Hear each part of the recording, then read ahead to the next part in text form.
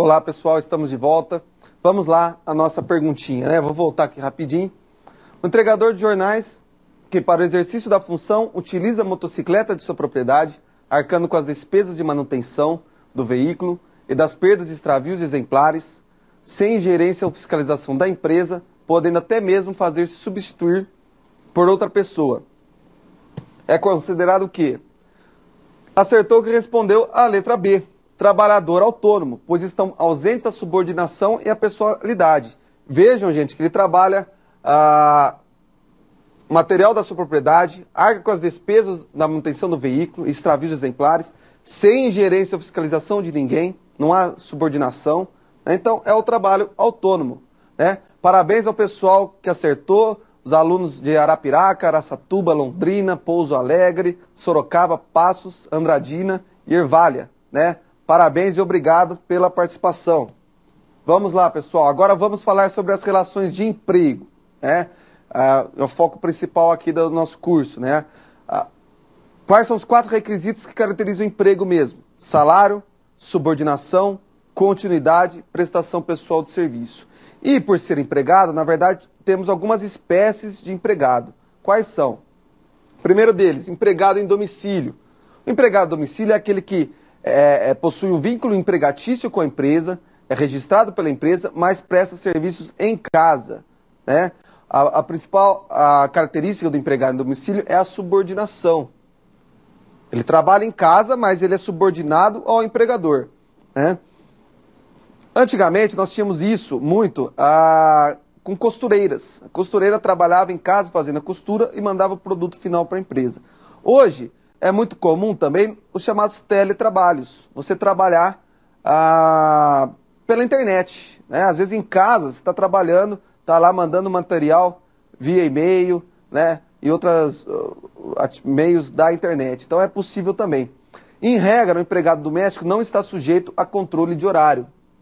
É difícil o patrão saber que horas que ele começou a trabalhar ou que horas que ele acabou, né? É claro que tudo cabe exceção. Se o empregado conseguir provar que ele tinha que mandar o material 8 horas da manhã e fechar o expediente às 6 da hora da tarde, mesmo em casa, pode-se até pleitear aí uma hora extra, né? Mas, em regra, não está sujeito a controle de horário. Temos também o empregado doméstico. O empregado doméstico ele possui uma lei própria que dispõe sobre ele.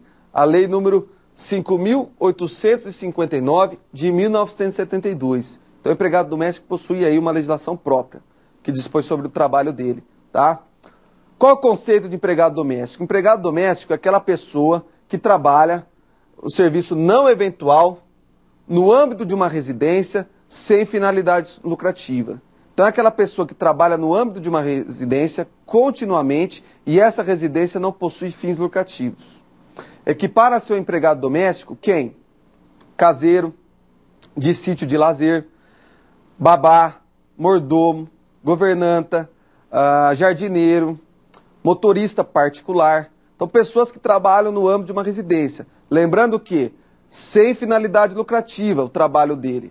Porque se ele trabalha, o caseiro, uma empregada doméstica que, junto com o trabalho de casa, ajuda a patroa num trabalho, numa costura que ela vende, ou em comidas que ela faz e revende, não é uma empregada doméstica, é uma empregada em geral. Vai ter direito aí a todos os direitos trabalhistas dos empregados em geral.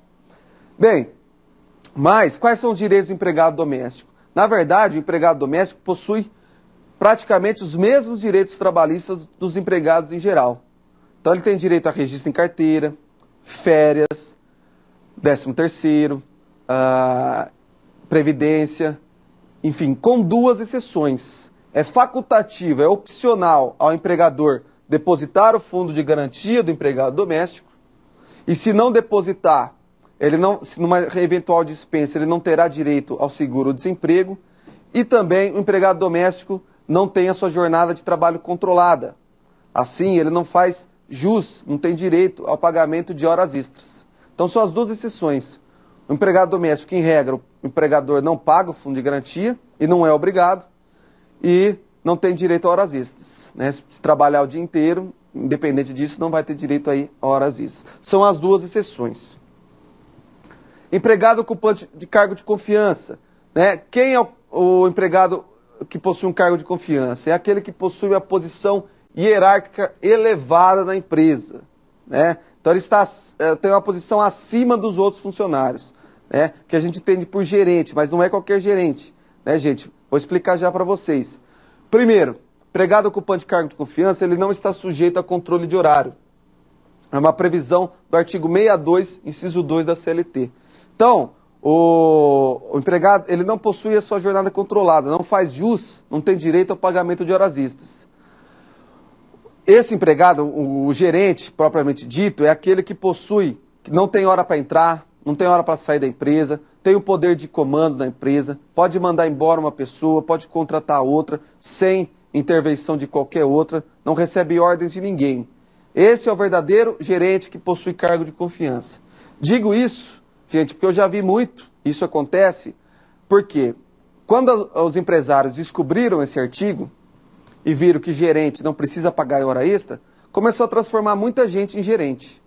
Hoje eu já vi grandes hipermercados, por exemplo, tem lá o gerente do hortifruti granjeiro, o gerente do açougue, o gerente da padaria, o gerente disso. Em bancos, nós temos o gerente pessoa física, gerente pessoa jurídica, gerente disso, gerente daquilo. Não é um verdadeiro... E aí, com isso, a empresa deixa de pagar horas extras, porque coloca aqui o artigo 62. Mas isso não é gerente. O gerente verdadeiro mesmo é aquele que, claro, é aquele que não tem qualquer outro superior, né, acima dele, não tem ninguém acima dele.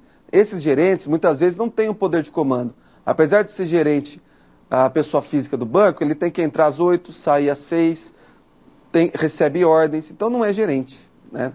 Na prática, ele é um empregado. Se ele entrar com uma ação trabalhista, ele vai receber horas extras, vai fazer essa prova, né, claro, e vai fazer jus ao pagamento de horas extras. Então temos que tomar cuidado, não é porque está lá o nome gerente, lembra do princípio da primazia da realidade. Vale mais a realidade vivida do que qualquer documento. Empregado rural possui praticamente os mesmos direitos trabalhistas dos empregados em geral, né? Tem alguma diferencinha com relação ao trabalho noturno, que eu vou falar mais à frente. Temos o empregado aprendiz, que é aquele maior de 14 anos e menor de 24 anos, né? E também o menor empregado, que é o de 16 a 18 anos. Na verdade, o empregado aprendiz temos algumas peculiaridades. O contrato de trabalho dele tem que ser por escrito, prazo máximo 2 anos. O empregado aprendiz, junto com o trabalho, ele tem que estar inscrito em cursos profissionalizantes, do Sebrae, do Senac e outros.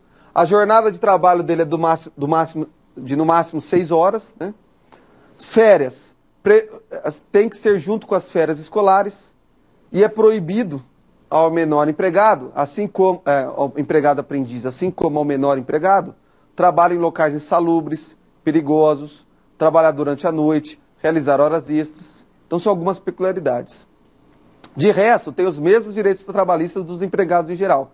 Registro em carteira, 13º, fundo de garantia, ok? Que nós vamos falar. Mulher empregada, hoje a própria Constituição e a CLT não permite a distinção entre o trabalho desenvolvido pelo homem e o trabalho desenvolvido pela mulher. Não há diferença. Somente há diferença quando a própria lei traz algum diferencial. E a lei traz alguma diferença específica à mulher, até pela sua genética, né, sua condição. Por exemplo, algumas pequenas distinções. Mulher pode carregar até 25 quilos no trabalho, 20 quilos no trabalho de forma contínua e 25 quilos de forma ocasional. O homem pode carregar bem mais, até 60. Quem trabalha com peso, né? A mulher tem direito à licença gestante, 120 dias, até 180 agora, né? Com o programa Empresa Cidadã do governo. A mulher tem estabilidade do emprego, desde o momento que descobre que está grávida até 5 meses após o parto. E a mulher possui algumas regras próprias referentes à maternidade, direito de amamentar por 15 minutos, enfim, algumas leis específicas quanto a isso. Então são pequenas diferenças referentes à própria condição da mulher, né? A própria diferença aí genética, né? Mas, de resto, não podemos ter diferença entre o trabalho desenvolvido pelo homem e o trabalho desenvolvido pela mulher. O empregado idoso, né? Temos aí o Estatuto do Idoso, que dispõe sobre Tem uma lei própria que dispõe sobre idoso, né? Traz uma das características envolvendo o trabalho, a proibição da discriminação na admissão, concursos, programas de profissionalização. E o vendedor externo. O vendedor externo é aquele que não se submete ao controle de jornada. O vendedor externo também não faz jus ao pagamento de horas extras. Está previsto aqui no artigo 62, inciso 1 da CLT, né? Mas aquele vendedor externo onde não há realmente o controle da jornada. Aquela pessoa que chega na empresa segunda-feira, 8 horas da manhã, pega os produtos, sai para vender, volta no outro dia, ou a qualquer hora do dia com o produto da venda, né? Então ele não tem controlado a sua jornada. Se controlar, aí sim vai fazer jus a horas extras. Se aquele funcionário pega o produto às 8 horas da manhã e é obrigado a voltar até às 6 horas da tarde, quer dizer que está controlando a jornada. Então descaracteriza aqui o vendedor externo. Essa exceção aqui. Então, lembra sempre do princípio da primazia da realidade. Bom, vamos a mais uma perguntinha aqui para vocês, mais uma interatividade, rapidinho. O empregado que presta serviços em chácara, sem fins lucrativos, na função de vigia, unicamente para zelar pela segurança da propriedade, é considerado o quê? Deixo para vocês 1 minuto para responder essa questão e daqui a pouco a gente volta.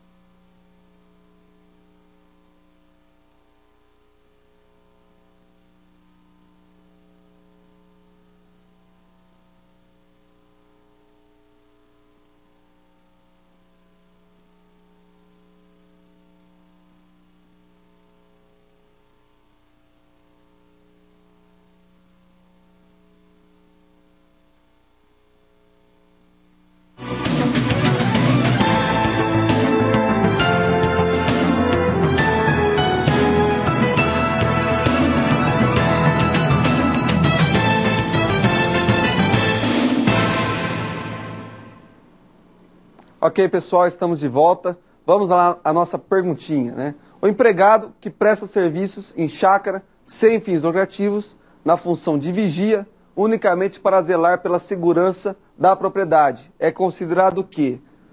Acertou quem respondeu a letra B, empregado doméstico. Lembra que eu disse para vocês, equipara seu empregado doméstico também caseiros de chácara de lazer, né? Mordomos, vigias, né? Então, nesse caso, ele presta serviços na chácara, uma chácara sem fins lucrativos, trata-se de uma chácara de lazer, na função de vigia, unicamente para zelar pela segurança da propriedade.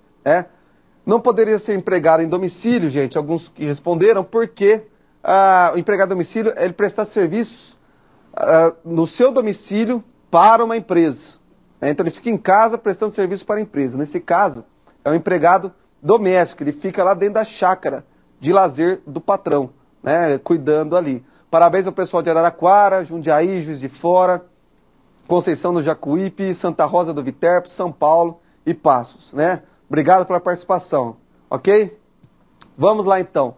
Falamos do empregado, agora vamos falar um pouquinho do empregador, né? Quem é o empregador? Está previsto no artigo, o conceito está no artigo 2º da CLT. Considera-se empregador a empresa individual ou coletiva que, assumindo os riscos da atividade econômica, admite, assalaria e dirige a prestação pessoal de serviços, né?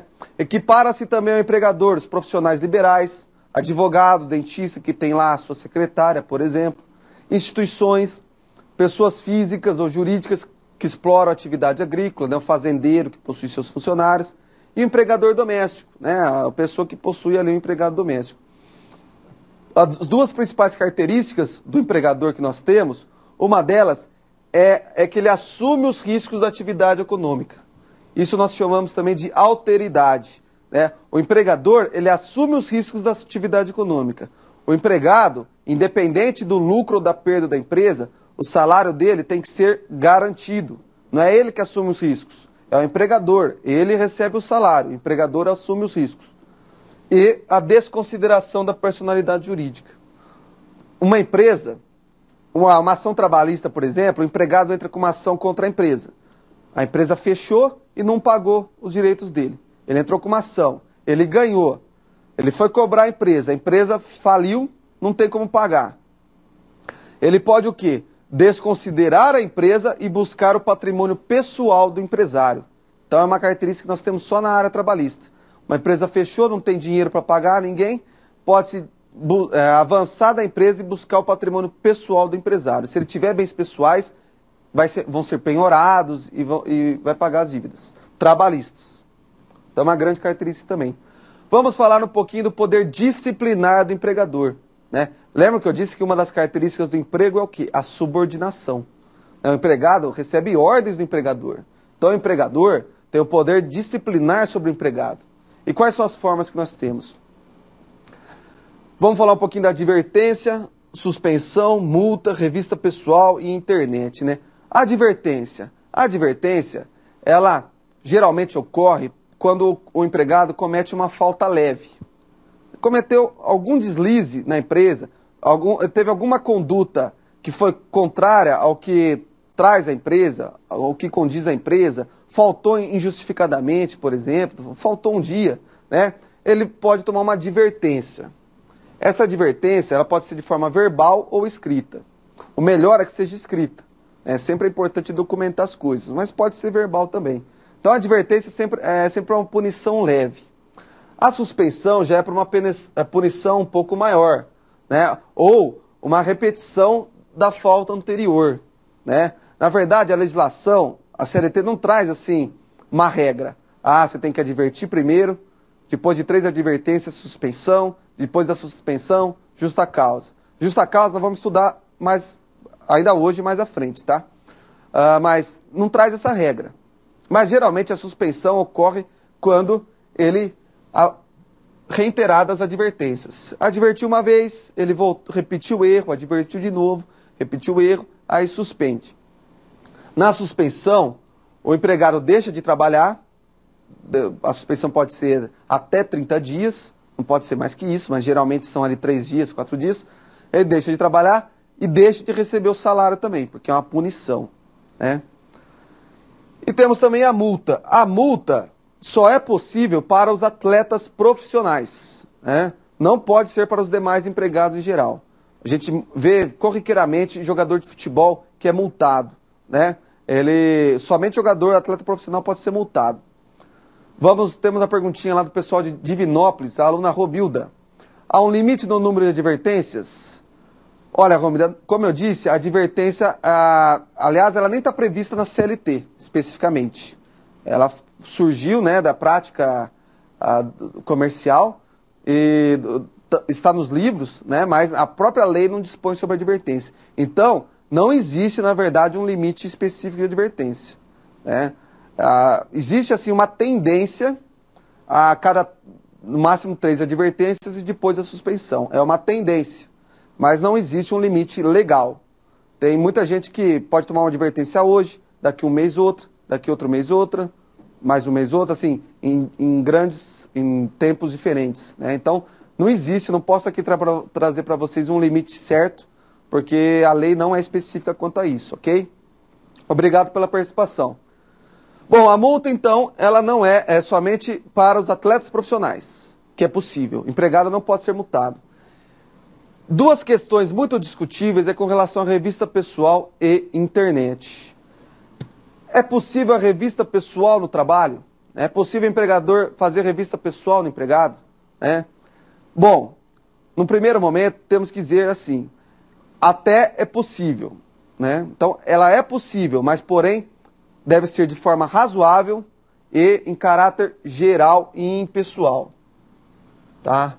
Então, a primeira coisa é a razoabilidade. Na verdade, o empregado, ao ele trabalhar numa empresa em que a empresa adota a revista pessoal, primeira coisa, o empregado tem que ser informado disso.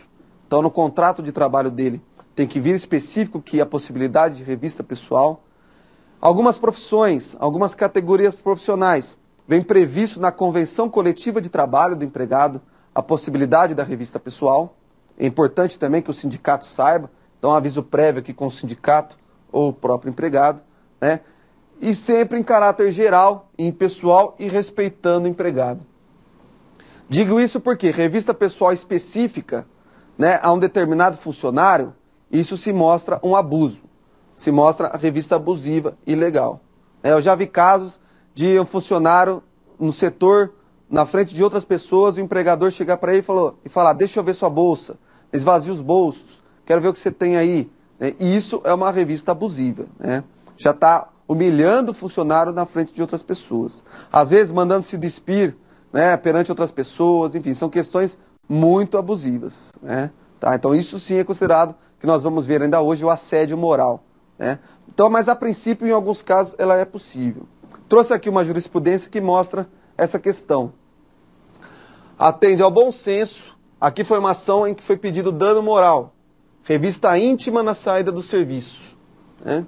Atende ao bom senso e à equidade a fixação de um salário para cada ano de trabalho quando a mulher, à saída do serviço, for submetida à revista íntima, com suspeita infundada de furto de mercadorias, o que equivale à acusação de improbidade, né, de furto, de roubo, enfim. Você vejam que o juiz condenou em danos morais nesse caso.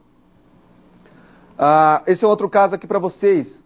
A empresa fornecedora de vales-refeições foi condenada pela Justiça do Trabalho a indenizar um ex-empregado por obrigá-lo a se despir diante dos colegas toda vez que se ausentava do seu local de trabalho, considerando-se o dano causado à intimidade do empregado, que sem haver presunção de prática de furto, era obrigado a se despir até mesmo na saída para ir ao banheiro, refeição ou descanso. Vejam só, né? Na frente das outras pessoas, o empregado era obrigado a despir, tirar a roupa, né? Isso é um abuso, né? É um absurdo, e a empresa foi condenada em danos morais, nesse caso. Revistas como essas são totalmente abusivas, né? Ilegais. E a internet? É possível o empregador restringir o uso da internet do empregado? Nesse caso, já é mais pacífico que sim, né? No primeiro momento, nós temos que ver que a internet deve ser utilizada somente para o trabalho, somente para o serviço. O computador é de propriedade do empregador. A internet também que ele paga. Então, a internet tem que ser utilizada somente para o trabalho. Então, pode o empregador bloquear certos sites, né? Não permitir a entrada dele de certos sites, né? Pode o empregador também monitorar a atividade do empregado no computador. Existe hoje, né, nas maioria das empresas, os e-mails corporativos, né, ou aqueles locais em que o empregador tem acesso a todos os computadores, a tudo que o empregado está acessando naquele momento, né? É possível isso? É possível. Importante que o empregado saiba disso, né? Então, no contrato de trabalho, conste que o computador que o empregado está utilizando, ele é monitorado. Importante o empregado saber disso, né? Mas pode sim controlar, monitorar o computador, inclusive o e-mail corporativo, né? Olhar o e-mail corporativo do empregado. Tá? Então, por quê? O correio eletrônico é tido como ferramenta de trabalho. Não pode o empregador utilizar o e-mail corporativo para prejudicar o empregado. O empregador lá viu um e-mail de um funcionário para outro, um funcionário paquerando uma funcionária, enfim, alguma coisa nesse sentido, e utiliza isso para prejudicar o empregado, para chantageá-lo, para humilhá-lo, né? Isso é possível? Não. Esses casos não. Né? A aluna lá de Vitória, a Mônica, questiona, vamos lá. E sobre o uso do celular, pode ser proibido? Olha, a princípio não, né? Na verdade, o empregado contratado, ele tem lá o horário dele de trabalho, tem que fazer as funções dele, né? Dependendo da profissão, talvez exista restrições, isso específicas em profissões específicas, né? Tá? De acordo com a convenção coletiva. Mas a CLT, não, a legislação específica não traz essa proibição. Então permite que ele atenda um telefone, vá ao banheiro, né? São procedimentos comuns ao cidadão, né? Tá? Então isso a princípio é possível, né? Pode acontecer alguma outra restrição de acordo com a categoria profissional, tá? Mas a legislação específica não traz nenhuma proibição. É a mesma coisa da pessoa poder ir ao toalete, né? Ela tem esse direito, né? Tem que cuidar também da saúde, né? Claro. Tá? Então, a CLT específica não traz qualquer proibição nesse sentido, ok? Obrigado pela participação. Trouxe aqui uma decisão que fala do e-mail, né? Correio eletrônico, monitoramento, legalidade. Não fere a norma constitucional a quebra do sigilo de e-mail corporativo, sobretudo quando o empregador dá aos seus empregados ciência prévia das normas de utilização do sistema e da possibilidade de rastreamento e monitoramento de seu correio eletrônico. Então vejam que é possível, né? Desde que avise antes. E o direito de imagem? O que é isso? Vamos falar um pouquinho do direito de imagem. Está previsto no artigo 5º da Constituição Federal. A utilização da imagem sem o consentimento expresso de seus titulares configura ato ilícito, porque viola o patrimônio jurídico personalíssimo do indivíduo, né? O direito da imagem a gente vê muito com um jogador de futebol, atleta profissional, né? O atleta profissional, o jogador de futebol, ele é registrado pelo clube, ele é seletista, ele possui uma carteira de trabalho assinada, né? E recebe um salário do clube, que é uma empresa, só que ele recebe também um valor pela imagem dele. Então ele tem um direito sobre a imagem dele. A imagem dele vende camisa, vende contratos comerciais, contratos na televisão, enfim. Então ele tem que receber um valor por a imagem dele, que melhorou o clube, né? Aumentou a renda do clube, a imagem daquele jogador. Então ele tem direito a receber um valor por isso. E isso se estendeu também às empresas em geral. Hoje, se uma empresa vai utilizar a imagem de um empregado num outdoor, na venda de um produto, em alguma coisa desse sentido, tem que ter autorização do empregado, ou pagar ao empregado um valor por isso. Senão o empregado pode até pleitear uma indenização. Bom, tudo isso eu trouxe para a gente falar um pouco do assédio moral, uma questão existente muito na Justiça do Trabalho, né, hoje em dia, em foco. O que significa o assédio moral? Né? Toda e qualquer conduta abusiva, manifestando-se, sobretudo, por comportamento, palavras, atos, gestos escritos que possam trazer dano à personalidade, à dignidade ou à integridade física ou psíquica de uma pessoa, pôr em perigo seu emprego ou degradar o ambiente de trabalho. Esse é um conceito que eu achei que encaixa muito bem no assédio moral, é de uma decisão do tribunal. Então, vejam, assédio moral caracteriza o quê? Todo comportamento, palavras, atos do empregador, gestos, escritos que possam prejudicar o empregado, que possam humilhar o empregado, que possam ferir a sua dignidade, a sua integridade. E quais são os objetivos de um assédio moral? Em regra, prejudicar o desempenho do trabalhador, afastá-lo de suas tarefas, forçar a sua dispensa da empresa.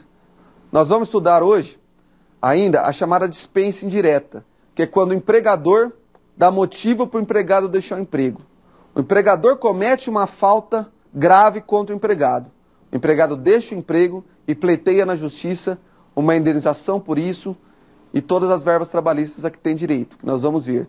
E às vezes isso ocorre muito no assédio moral. Às vezes o empregador quer que o empregado peça demissão, porque na demissão os direitos trabalhistas são poucos, né? Então ele fica forçando, fica humilhando ele, encosta ele num canto, não deixa ele falar com os outros colegas. São situações que o humilham, né? Então, é o que nós chamamos de assédio moral. Eu trouxe aqui algumas decisões dos tribunais que mostram muito bem isso, né? Essa aqui é uma decisão, terceira região de Minas, né? Danos morais, vendedor, desfile com vestimenta feminina e batom pelo não cumprimento de venda. Faz jus à indenização pelos danos morais sofridos em razão da adoção de situações vexatórias, através de desfiles com vestimentas femininas e usando batom perante os demais colegas de trabalho, inclusive visitantes, por não ter cumprido as metas de vendas. Vejam só, ele não cumpriu a meta, foi obrigado a se vestir de mulher, colocar batom e dançar perante os outros colegas e visitantes. É um absurdo, né? Pode às vezes para um ser engraçado, mas para outro é humilhante, né? Então, são casos de assédio moral. Aqui também, outra decisão. A gente acha que é muito antiga, mas é de 2008, né? 2 anos atrás. São questões trabalhistas que já existem há tanto tempo. Mesmo assim, tem empresas que não adotam. Empregada indenizada por ser obrigada a fantasiar-se de palhaço, né? Supervisora obrigada a vestir-se de palhaço, caipira, bruxa e baiana para incentivar os operadores, a ela subordinados, a cumprir metas estipuladas, vem ganhando na Justiça do Trabalho o direito de receber indenização por dano moral. O dano moral, o que significa o dano moral? Indenização por dano moral. É uma indenização em dinheiro pela humilhação que ela sofreu, pelo sentimento negativo experimentado pelo empregado. E são casos como esse que nós temos de assédio moral. Outro caso que eu trouxe aqui para vocês, né? Esse aqui, grave também, a empregada grávida, estado de gravidez, foi proibida de ir ao banheiro pelo gerente do reclamado durante a realização de jogos de bingo, vindo a urinar em público, no horário do expediente. Vejam só que absurdo, a pessoa não poder ir no banheiro, né? Lá essa pessoa trabalhava num bingo, não podia ir no banheiro, e bingo é uma coisa que era 24 horas, né? Coisa totalmente insalubre, né? 24 horas e tal, vindo a urinar em público no horário de expediente. Casos assim de assédio moral. Eu trouxe aqui para vocês um vídeo, né, que mostra essa situação de assédio moral, né? Gostaria de passar para vocês agora o vídeo do senhor Antônio Chefe Carrasco e depois a gente volta a comentar.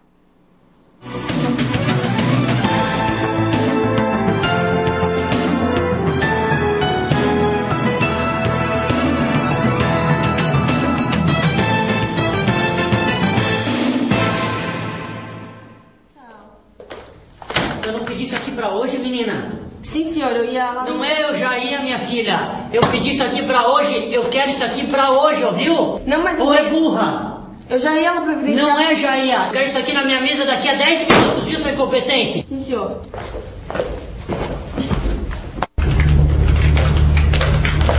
Ô, Débora, olha só. Eu quero que tu analise esses documentos e me entregue o relatório deles na segunda-feira no primeiro horário, tá? Seu Antônio, falta 5 minutos pra mim ir embora. Isso não é problema meu, minha filha.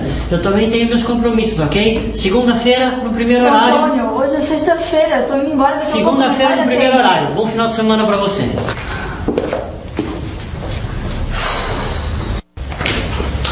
Seu Antônio, eu vim trazer esses relatórios que o senhor pediu e o senhor dá uma olhada e depois me dá um feedback. Pode deixar, dona Suzana. Depois eu te dou um retorno. Pessoal, eu chamei vocês aqui porque eu quero pedir para vocês que a partir de hoje ninguém mais converse com a Valesca. Eu coloquei ela lá naquela salinha lá no canto para ela ficar isoladinha de todo mundo, trabalhando mais produtivamente. Mas por que isso? Isso não faz sentido, seu Antônio. A empresa decidiu assim e a gente precisa que ela entre muda e saia calada, sem conversar com ninguém, que ela conseguir o melhor trabalho. Pode ser assim? Tudo bem? Pode. Ó, seu Antônio, aqui estão os documentos que o senhor pediu. Que isso, Piá? Você é jeito de jogar pasta assim na minha mesa? Próxima vez que tu jogar pasta assim eu vou te encher de porrada, viu? Tá achando que essa empresa aqui é o quê? Já se viu? Desculpa, seu Antônio. Pessoal, estão sumindo muitas coisas aqui na nossa empresa, a gente não está gostando nada disso, então a partir de hoje, todo final de expediente a gente vai fazer uma revista de todo mundo antes de sair. Só o que me faltava, né? Eu não quero não como resposta, eu quero uma fila, homem pra cá, mulher pra cá, vamos... Eu não quero ser revista escada todo dia. Ah, meu Deus. Pô, pera, que é isso? Sei. Tá ok, pode ir. Tá, você quer referências dele? Você tem certeza que você quer saber desse elemento? Bom, foi um dos piores funcionários que eu já tive aqui, tá? Era um vagabundo, só queria saber de internet, de ficar vendo pornografia, ficava só cantando a secretária e matando o tempo. E olha, eu não duvido, viu? Não duvido que quando ele saiu daqui ele levou um monte de coisa nossa, tá? Então tá bom. Então, Beatriz, eu te chamei aqui na minha sala porque a gente vai fazer o teu desligamento da empresa. Por quê? Eu já tô de saco cheio desses teus alhos, desse teu sal grosso, dessa tua macumba. A gente não tem lugar para isso aqui. Mas é só um trabalho de algum pra não trazer mal olhado pra sua empresa. Querida, eu sou católico, apostólico, romano. Não tem lugar para macumba aqui na minha empresa. Mas não é macumba, é apenas uma outra linha de... Para mim é tudo a mesma coisa, tudo mesmo lero-lero. Por favor, se dirija ao RH para fazer o seu desligamento.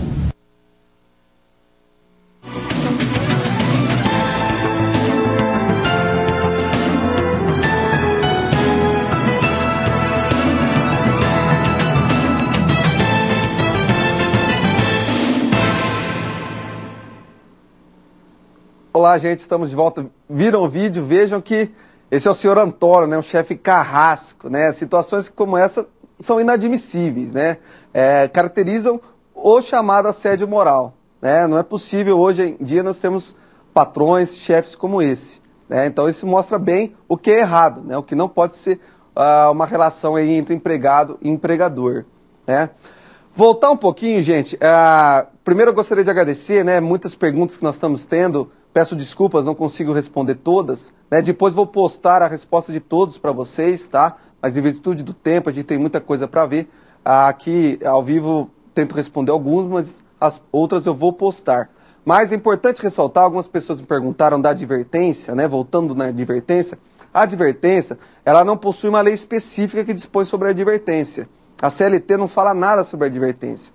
A advertência, ela é permitida, mas ela não é regulamentada. Então não existe uma regra, né? Qualquer ato que o empregador entender que é faltoso do empregado, ele pode atribuir uma advertência dentro das normas internas da empresa. É claro que se for um ato ínfimo, né, muito pequeno, e essa advertência te prejudicar, você pode brigar na justiça depois, né? Mas a princípio não existe uma regra. Outra questão importante ressaltar aqui é que quando o empregado cometer um ato faltoso, que seja uma advertência, ele tem que ser punido imediatamente. Esse é um princípio da imediaticidade. Ele tem que ser punido de forma imediata. Se o empregador deixar passar, não pode mais punir. Teve até uma colega, acredito que perguntou sobre isso. A questão é, se eu fiz uma coisa errada hoje, e o patrão viu, ele tem que me punir hoje. Advertir, ó, você chegou mais tarde, toma uma advertência. Você fez isso errado, tá aqui uma advertência. Por quê? Passou uma semana, 2, eu cometi um outro erro. Ou ele falou, quer saber, eu vou voltar atrás, vou dar uma advertência para ele sobre aquele caso. Não pode. Entende-se que ele perdoou. Se deixou passar um tempo, entende-se que o empregador perdoou o empregado. Então a gente chama de imediatidade. Cometeu a falta, ou imediaticidade, né? Cometeu a falta, pune na hora. Ok? Vamos lá então, né? Tirando um pouquinho o senhor Antônio, chefe carrasco, vamos falar agora a terceirização, né? A terceirização das atividades da empresa. O que significa terceirizar a atividade da empresa? É quando uma empresa contrata uma outra empresa para que traga os seus funcionários para prestar serviços naquela empresa, né? A empresa toma o serviço de outra empresa, que nós chamamos, né? É possível essa terceirização? É possível.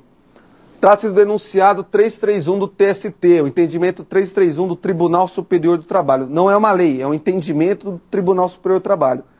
É lista a terceirização de serviços ligados à atividade meio do tomador de serviço. Então, é possível uma empresa terceirizar atividades que não estão ligadas à atividade principal da empresa. Nós chamamos de atividade meio da empresa, que não estão ligadas à atividade fim da empresa. Por exemplo, nós aqui na Faculdade Interativa Coque, o ensino é a atividade principal da empresa. Então não pode terceirizar o ensino, né? Os professores aqui são registrados, tem vínculo direto com a instituição. Porém, pode-se terceirizar as atividades meio, que não estão ligadas ao ensino. Então, pode ser terceirizada a vigilância, a segurança, a vigilância, a limpeza, né? Então, pode-se terceirizar essas atividades, né? Então, pode contratar uma empresa que traga seu funcionário para realizar essas atividades. Se a empresa terceirizar a atividade principal, há um vínculo direto com o tomador de serviço. Né? Se a empregado terceirizado, na verdade, ele está ligado à atividade principal da empresa, ele pode entrar com uma ação trabalhista e pleitear diretamente o vínculo com a empresa. E na terceirização, a empresa não é responsável por aquele funcionário, então, da empresa terceirizada, nós chamamos de responsabilidade subsidiária. Na verdade, se a empresa contrata uma outra empresa de vigilância, por exemplo, essa empresa tem que fiscalizar se aquela empresa que ela contratou é idônea, é séria, paga seus funcionários corretamente. Porque se esse funcionário tiver algum problema com a empresa terceirizada, não recebeu o seu salário, por exemplo, ele vai processar quem? A empresa terceirizada e, em segundo lugar, a empresa tomadora do serviço. É o que nós chamamos de responsabilidade subsidiária. Né? Então eu tenho que vigiar a empresa que eu contrato para fazer serviço de vigilância, de limpeza. Porque se for uma empresa picareta e não pagar ali seus funcionários, em segundo lugar, eu que vou pagar. É chamada responsabilidade subsidiária. Vamos falar um pouco do contrato de trabalho agora. Né? Contrato de trabalho, o que significa? É o acordo tácito ou expresso correspondente à relação de emprego.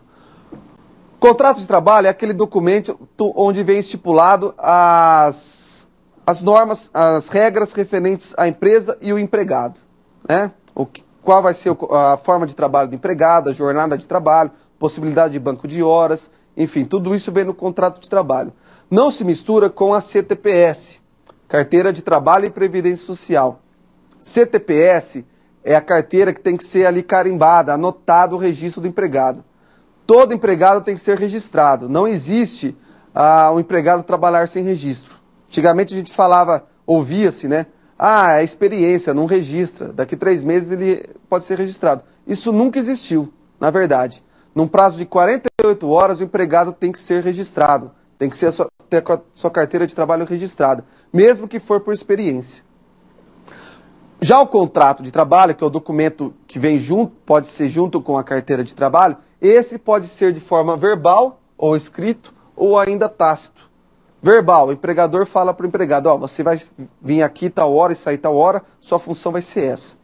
Escrito, você assina lá o seu contrato de trabalho, está lá tudo estipulado, horário de entrada, de saída, salário, banco de horas, enfim. Tácito, nem é falado, nem é por escrito. Simplesmente você começa a trabalhar e você mesmo vai aprendendo o que você tem que fazer.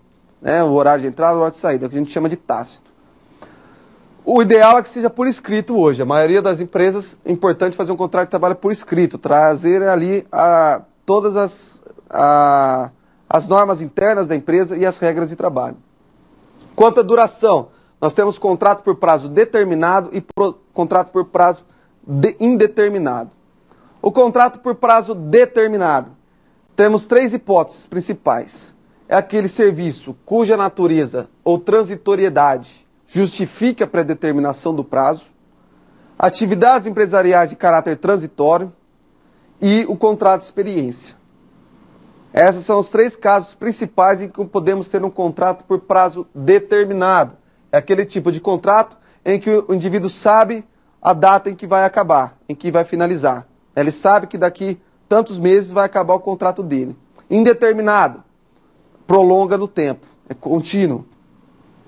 Quais são as características do contrato por prazo determinado? Características principais, nós temos exceções que nós vamos ver. Prazo legal no máximo de 2 anos, né? O máximo do contrato por prazo determinado, tirando o contrato de experiência, que o prazo máximo são 90 dias, o prazo máximo são 2 anos. Desrespeitou esse prazo, transforma automaticamente em indeterminado. Um dia que desrespeitou, transforma em indeterminado. Prorrogação. Ele pode ser prorrogado uma única vez, sempre respeitando o prazo máximo de 2 anos. Fez um contrato por prazo determinado de 1 ano, pode prorrogar por mais um ano. Só uma vez pode ser prorrogado. Posso fazer um contrato de prazo determinado atrás do outro? Não. Tem que ter um intervalo mínimo de 6 meses entre um contrato por prazo determinado e outro.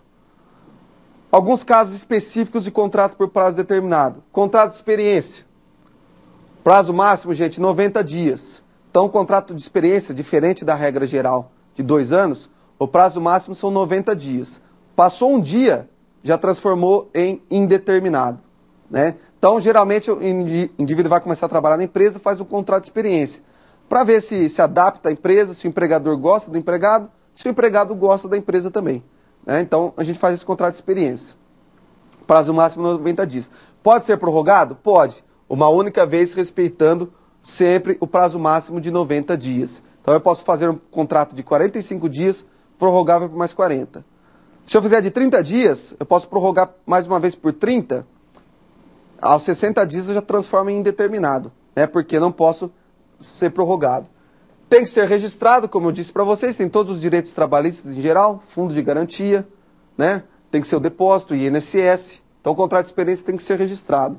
Contrato de safra, outro contrato por prazo determinado, que é o contrato que possui um termo, da safra. Temos uma perguntinha aqui, lá o pessoal de Divinópolis. No contrato de trabalho, o empregado tem os mesmos direitos trabalhistas? Sim, é claro. O contrato de trabalho, na verdade, é só um documento por escrito onde vai especificar os direitos do empregado, as regras da empresa. Ele vai ser registrado em carteira, que é a obrigação de tudo, e tem todos os direitos trabalhistas em geral, com certeza. Todos os direitos nós estamos vendo hoje. E vamos ver até o fim da tarde. Ok? Contrato a termo possui o contrato de safra por um determinado período, geralmente de safra, também tem que ser registrado, tem direito a fundo de garantia. Temos o contrato de atleta profissional, o contrato de jogador de futebol, por exemplo, ele é por prazo determinado. Temos uma peculiaridade, ele tem que ser por escrito e o prazo varia mais, pode ser de 3 meses a 5 anos. E pode ser feito um contrato em cima do outro. Muitas vezes a gente vê um jogador de futebol que fez um contrato de 1 ano com o clube, renovou por mais um, renovou por mais um. Então pode ser várias sucessividades, diferente da regra geral. E temos também o contrato por obra certa, para a realização de determinada obra. Você contrata aquele funcionário para construir uma obra. Você faz um contrato por prazo determinado, num prazo máximo de 2 anos. Temos o contrato de trabalho temporário, que é muito lembrado também, principalmente nas épocas festivas, Possui uma lei própria. O que significa o contrato de trabalho temporário? Trabalho temporário é aquele prestado por pessoa física com a intermediação obrigatória de uma empresa de trabalho temporário a uma outra empresa para atender a necessidade transitória de substituição de seu pessoal regular e permanente ou acréscimo extraordinário de serviços. Então, o trabalho temporário é aquele realizado principalmente em acréscimo extraordinário de serviços. A gente pega a época de Natal, fim do ano, Dia dos Pais, Páscoa, onde há um acréscimo no comércio, por exemplo, contrata-se trabalho temporário. Só que não é somente contratar um empregado para realizar um trabalho temporário. Na verdade, há a intermediação de uma empresa de trabalho temporário. Então, se eu quero contratar um trabalhador temporário, eu tenho que fazer um contrato por escrito entre a empresa de trabalho temporário e a empresa tomadora do serviço. Eu, comerciante, procuro uma empresa de trabalho temporário, faço um contrato por escrito com ela, ela vai trazer seu funcionário para trabalhar no meu comércio, por um prazo máximo de 3 meses, com exceções, salvo exceções com autorização do Ministério do Trabalho. Então não é eu contratar uma pessoa direto, tem que procurar uma empresa de trabalho temporário que vai trazer um funcionário para trabalhar lá dentro.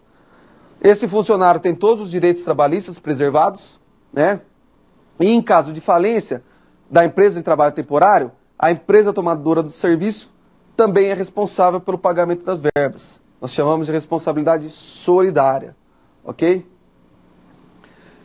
Temos aqui uma perguntinha, o pessoal lá de Barreiro, Terceirização. Uma empresa de transporte pode terceirizar o motorista? Aluna Vera.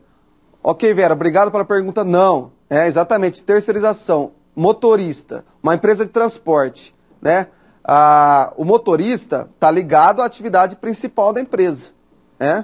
Se ela transporta mercadorias através de caminhões, O motorista faz parte da atividade principal, então não pode terceirizar o motorista. Na verdade, há um vínculo direto aí entre o motorista e a empresa.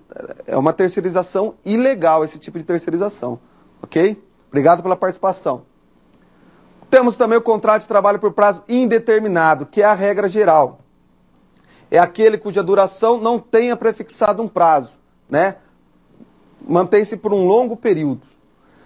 Nesse tipo de contrato, nós temos alguns princípios fundamentais. Como eu disse para vocês lá no começo, é possível alteração das condições de trabalho do empregado, né? Vigora aqui o princípio da imodificabilidade. Então, no contrato de trabalho indeterminado, não é possível modificar as condições de trabalho do empregado. Só é possível se houver mútuo consentimento e desde que não haja prejuízo ao empregado. Tá? Alguns cargos é possível a modificação, algumas pequenas alterações são possíveis, como mudar o empregado de sala, a mesa do empregado, essas pequenas modificações são possíveis. Ou em caso de cargo de confiança também, é possível, né? Você alterar a condição de trabalho do empregado em caso de cargo de confiança. Ele foi para chefe e depois voltou ao cargo inferior. Isso é possível. Mas, no demais, não é possível. Só com mútuo consentimento, desde que não traga prejuízo a ele. Importante também que o empregado reclame imediatamente que não concorda com a modificação. Se ele deixar passar um tempo, presume-se que ele concordou. É chamado princípio da imediaticidade. Ele tem que imediatamente reclamar, ó, não gostei disso. Se passou um tempo, presume-se que ele aceitou. E transferência do empregado é possível? Com a sua anuência, é possível. Sem a sua permissão, quando há necessidade do serviço, mediante um adicional de transferência de 25%, então precisa dele em outro domicílio, então põe aí um adicional de...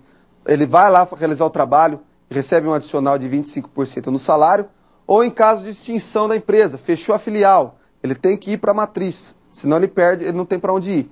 Então pode ocorrer a transferência também. Exceção, em caso de cargo de confiança ou cláusula expressa, quando vem lá, está expresso que há possibilidade de transferência de domicílio do empregado, ou em caso de transferência definitiva, também não é possível a alteração na condição de trabalho, a transferência de domicílio do empregado. Outra característica ainda dentro dos contratos de trabalho por prazo indeterminado, trata-se de dois casos específicos, a interrupção do contrato de trabalho e a suspensão do contrato de trabalho. Né? Temos aqui uma perguntinha do pessoal de São Luís. Vamos lá. No caso de a empresa falir, o empregador não ter bens pessoais, como fica a indenização do funcionário? Gente, boa pergunta essa, né? Na verdade, complica, né? Se não tem, a empresa não tem bens, o empregador não tem bens, complica muito. Na verdade é o seguinte, o empregado entra com uma ação, buscou a empresa, processou a empresa não pagou, não tem como pagar, fechou, não tem bens, vasculhou tudo, não tem bens, foi atrás dos bens pessoais, não tem bens, infelizmente o empregado, a gente chama na justiça que ganhou, mas não levou, porque ele vai ganhar, mas infelizmente a empresa não tem como pagar. O processo fica arquivado, eu já vi casos assim, já tive casos assim, infelizmente fica arquivado, né? E tem que ficar vasculhando. Se um dia o empresário comprar alguma coisa, adquirir algum bem no seu nome, né? Você pode ali intervir, conseguir penhorar, tá? Importante destacar que tem que buscar no momento que o empregado entrou com a ação, tá? Se no dia que ele entrou com a ação, o patrão tinha alguma coisa, ele consegue pegar isso de volta. Por exemplo, às vezes o empregador vê que tem um monte de ação trabalhista contra ele, vende tudo e some. Aí você vai lá, quando você ganha a ação, você vai lá e não tem mais nada no nome dele, né? O que você faz? Você vai voltar no dia que você entrou com a ação. Se no dia que você entrou com a ação ele tinha alguma coisa, mesmo que ele vendeu, o terceiro que comprou de boa fé, vai perder. Você pede esse bem que vendeu o terceiro, esse terceiro vai ter que entregar esse bem para você, e o máximo que vai acontecer é esse terceiro processar esse empresário, esse empregador que o vendeu. Então isso pode acontecer, né? A gente chama de penhora hipotética. Não existe nada sobre o bem, mas ele já vendeu, ele sabia que tinha ação contra ele e vendeu o bem. Então só isso que pode ser feito. Interrupção do contrato de trabalho e suspensão do contrato de trabalho. Nesses dois casos, a paralisação do trabalho, você deixa de trabalhar, né? Porém, na interrupção, você recebe o salário. Já na suspensão, você não recebe o salário. Quais são os casos de interrupção? Afastamento por motivo de doença ou acidente de trabalho até o 15º dia, férias, repouso semanal remunerado, feriados, licença remunerada, falsas justificadas. Nesses casos, você recebe o salário e deixa de trabalhar. Hipótese de suspensão, em que você não recebe deixa de trabalhar e não recebe o salário. Auxílio-doença e acidente de trabalho, a partir do 16º dia, faltas injustificadas, greve, prisão, aposentadoria por invalidez, serviço militar. Lembrando que, nesses casos, você deixa de receber o salário, né? Você para de trabalhar e deixa de receber o salário. Com exceção de dois casos, acidente de trabalho e serviço militar, em que você deixa de, o empregador deve depositar o fundo de garantia do empregado, ok? Nós estamos já terminando o tempinho para fazer o intervalo, pessoal, por isso que depois eu vou voltar um pouquinho, que até corri um pouco nessa parte, né? Tenho aqui um probleminha para vocês, né? Tem uma pergunta aqui do pessoal lá de Conceição do Jacuípe, vamos lá. Professor, e se for comprovado que o empregador coloca seus bens em nome de parentes, qual seria o procedimento? Sim, olha, se conseguir rastrear isso, comprovar, né, que até depois da entrada da ação foi passando para outras pessoas, né, você consegue pegar de volta, tá? Hoje, a Justiça do Trabalho, ela é muito detalhista quanto a isso, porque acontece muito isso. O empresário tirar tudo do nome e não pagar nenhum funcionário. Isso acontece muito. Então, a Justiça do Trabalho ela é muito detalhista. Se ela conseguir perceber que houve má-fé, doações irrisórias, ela consegue quebrar todos esses tipos de contrato, tá ok? Bom, gente, eu tenho aqui uma perguntinha para vocês, mais uma atividade para vocês, tá? Vamos lá, o empregado Manuel trabalha há 10 anos em uma empresa de transportes como vigia noturno. Há aproximadamente 2 anos, Manuel foi transferido de cargo de vigia noturno para o de porteiro diurno. Passados esses 2 anos, nesta última semana, veja que houve uma alteração na condição de trabalho dele, né? 2 anos. 2 anos ele continuou nessa conduta aí, num trabalho novo, né? Nessa modificação. Nessa última semana, Manuel entrou com uma reclamação trabalhista pleiteando a rescisão indireta do contrato de trabalho, alegando que houve alteração nas condições de trabalho, sem o seu consentimento.